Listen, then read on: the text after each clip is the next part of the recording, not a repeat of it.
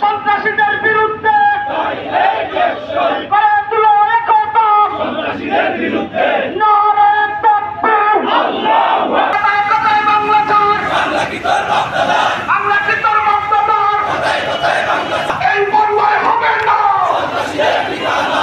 গোলামগঞ্জে হামলা কেন, প্রশাসন জবাব চাই, সন্ত্রাসীদের ঠিকানা ছাত্রলীগের ঠিকানা, গুন্ডাদের ঠিকানা এই বাংলায় হবে না। চলছে লড়াই, চলবে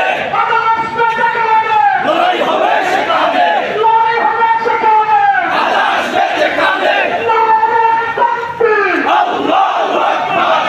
ঘুরিয়ে দাও সন্ত্রাসীদের ছাত্রলীগের ঠিকানা এই বাংলায় হবে না।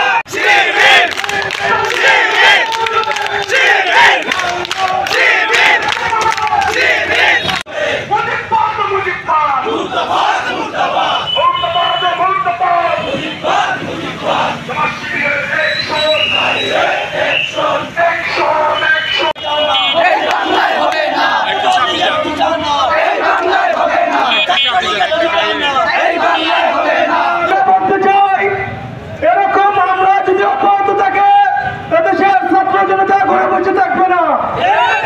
আবার যদি একটি জুলাইয়ের ডাক দেওয়া হয় তাহলে প্রতিবাদের দূষণদের কবর রচনা করে এদেশের ছাত্র সমাজ ঘরে ফিরবে ইনশাআল্লাহ।